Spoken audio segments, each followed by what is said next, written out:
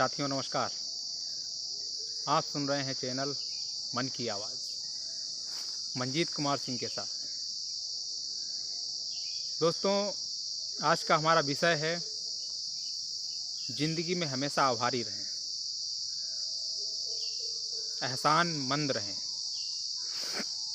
तो आज हमारी कहानी का शीर्षक है, अपने विचारों के माध्यम से आपको बताना चाहेंगे। एक गांव की कहानी है और एक गांव में एक लड़के का जन्म होता है और जन्म होने के दौरान धीरे धीरे वो बड़ा होता है। उसका बचपन शुरू होता है, खेलना शुरू करता है और खेलते खेलते वो अपने घर से दूर एक जामुन के पेड़ के पास जाना शुरू करता है। जामुन के पेड़ के पास जाना शुरू करता है और जामुन के पेड़ से उसका गहरा नाता हो जाता है। गहरा नाता हो जाता है तो वहाँ पे वो अक्सर अपना समय बिताता है, रहता है, खेलता है, घूमता है, बातें करता है, मित्रता हो जाती है। और ये मित्रता आपस में इतनी हो जाती है कि एक दूसरे को दोनों बहुत पसंद करते हैं। धीरे धीरे लड़का बड़ा हो जाता है और बड़ा होने के बाद उसकी पढ़ाई शुरू होती है।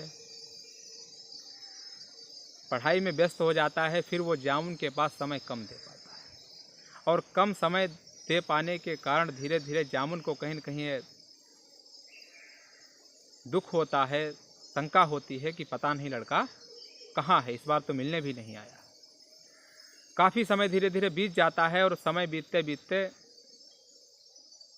लड़का पढ़ाई चला ही रहा था कि उसी दौरान काफ़ी लंबे समय के बाद वो वहाँ पर आता है।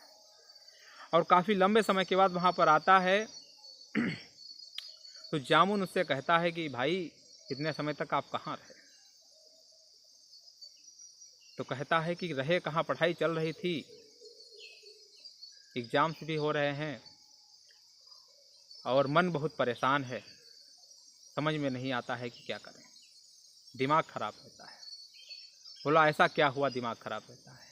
बोला, दिमाग ख़राब इसलिए रहता है कि पढ़ाई चल रही है, पैसे की व्यवस्था नहीं हो पा रही है, फीस भी जमा करनी है हमको और रिजल्ट भी हमारा आने वाला है, परीक्षा भी होनी है। बोला, ऐसी बात? बोला, हाँ ऐसी बात है और कुछ रास्ता समझ में नहीं आ रहा है कि करें तो आखिर क्या करें। बोला, तुमको समस्या हो रही है तो टेंशन लेने की कोई ज़रूरत नहीं है जब तक हम तुम्हारे साथ हैं।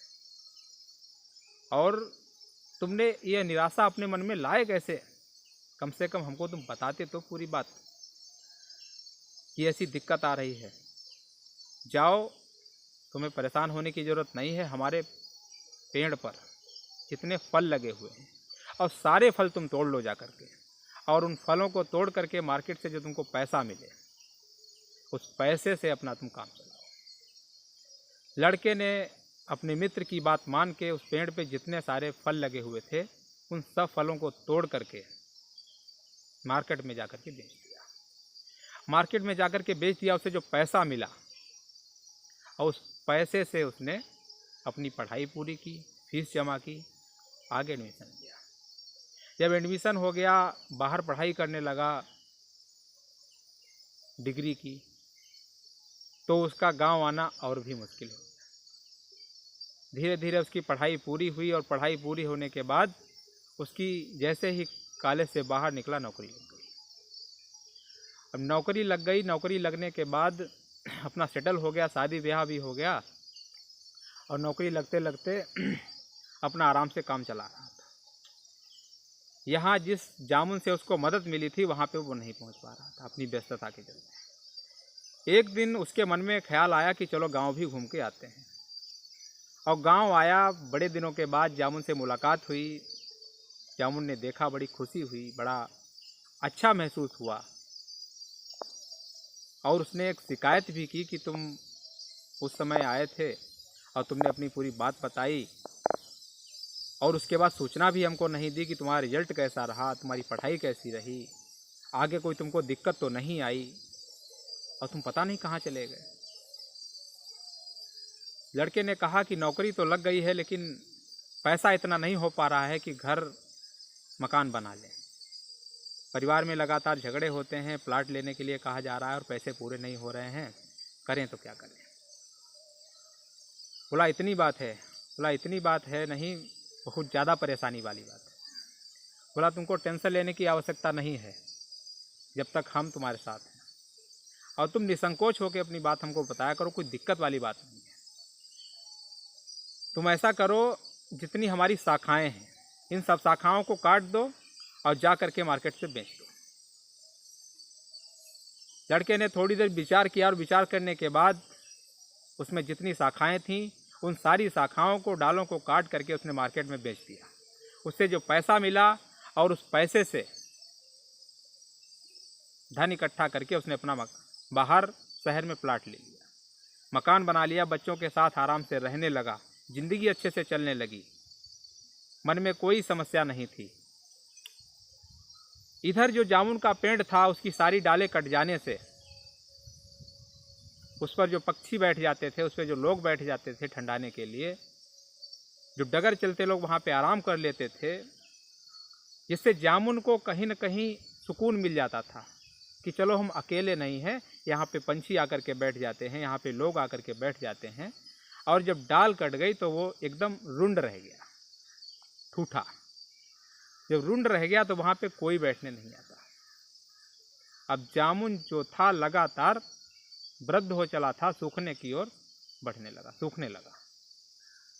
वो लड़का जिसने अपना काम चला लिया, मकान बना लिया, सारी इच्छाएं पूरी कर ली, धीरे धीरे वो भी बूढ़ा हो चला। जब बूढ़ा हो चला तो फिर उसको याद आई अपने उस दोस्त की, जिस दोस्त ने उसकी किसी समय पे बड़ी मदद की थी। उस दोस्त के पास फिर वो पहुंचा काफ़ी दिनों के बाद। तब तक जामुन था जो एकदम सूख चुका था, थोड़ी आशाएं बची थीं और मन में यही आशा लगी थी कि काश हमारे ख़त्म होने से पहले एक बार हमारा दोस्त अगर हमको देखने को मिल जाता तो हमारे मन को बड़ा सुकून मिलता, हमारा मन गदगद हो जाता, हमारी सारी चिंताएं ख़त्म हो जाती। क्योंकि उसने जाने के बाद तो ये बताया भी नहीं कि उसकी ज़िंदगी कैसी चल रही है, उसने घर बना पाया कि नहीं बना पाया, आराम से रहता है कि नहीं रहता है, कोई दिक्कत तो उसको नहीं आ रही है। ये सारी बातें सोच रहा था कि उसी दौरान वो लड़का जो बूढ़ा हो चुका था और आया पेड़ के पास। जब पेड़ के पास आया तो पेड़ की आंखों से आंसू निकल आए। आंसू निकल आए, लड़का भी बूढ़ा हो चला था और जा करके उसने गले से लगा लिया। जब गले से लगा लिया तो बड़ा सुकून मिला उस पेड़ को। जो चिंताएं थीं, जो निराशाएं थीं, वो सारी खत्म हो गईं कि चलो हमारा मित्र जो है वो सुकून से है, आराम से है, कोई दिक्कत नहीं है उसको। और जब उसने गले से लगा लिया तो बड़ी आशाएं जामुन के पेड़ में जग गई और वो फिर से हरा भरा हो गया। दोस्तों, ये कहानी किसी जामुन के पेड़ की नहीं है, ये कहानी हर उस शख्स की है जो कहीं न कहीं अपने परिवार में जन्म लेता है, बचपन होता है, बड़ा होता है, और जब जब उसको किसी चीज़ की आवश्यकता लगती है, पैसे की आवश्यकता लगती है, कपड़े की आवश्यकता लगती है, किताब की आवश्यकता लगती है, हर एक खर्चे के लिए वो माता पिता से कहता है कि पिताजी हमको ऐसी दिक्कत है और हमारा काम नहीं चल रहा है, हमारी मदद करो।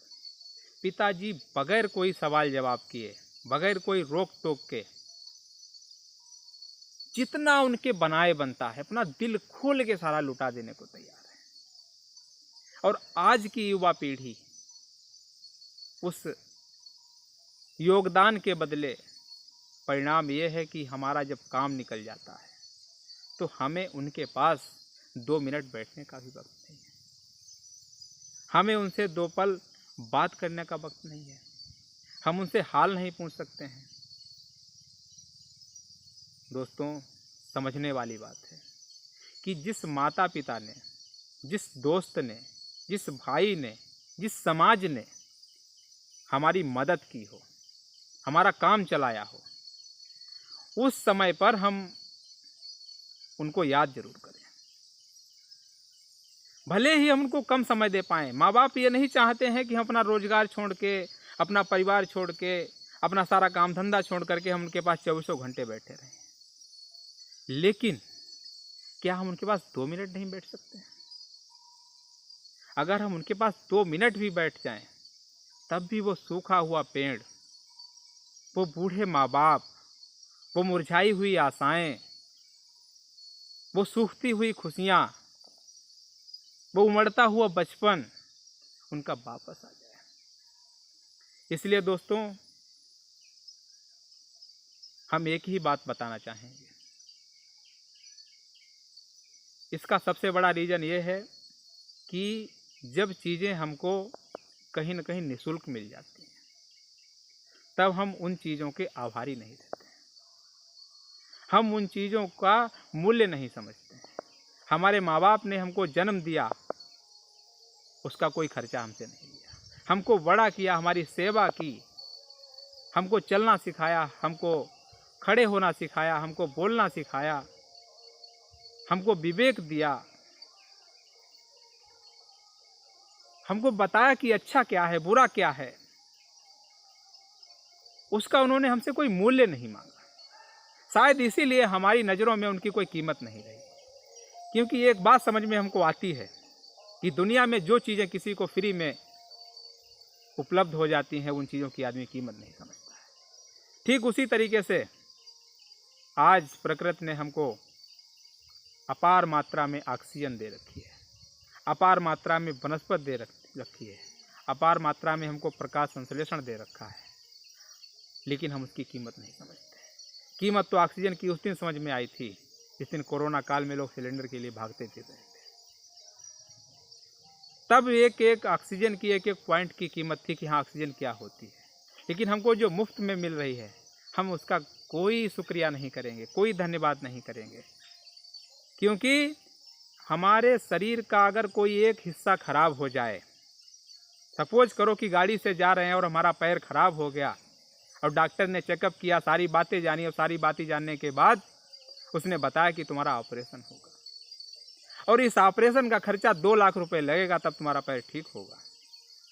और हम 2 लाख रुपए भी लगाते हैं और डॉक्टर से इलाज भी कराते हैं, और इलाज कराने के दौरान जब हमारा पैर ठीक होता है तो डॉक्टर को बड़ा धन्यवाद कहते हैं, उसके ऋणी हो जाते हैं, उसके आभारी हो जाते हैं, उसके एहसानमंद हो जाते हैं कि डॉक्टर साहब, आपने हमको चलने के लायक बना दिया।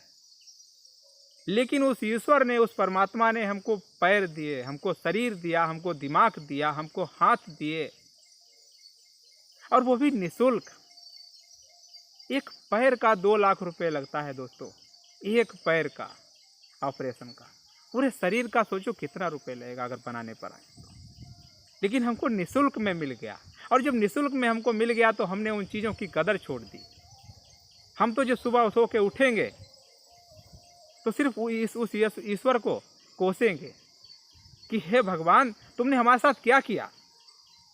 तुमने तो पड़ोसी को सब कुछ दे दिया, तुमने पड़ोसी को धनवान बना दिया, तुमने पड़ोसी को साधन दे दिया, पड़ोसी को पैसा दे दिया, हमें क्या दिया।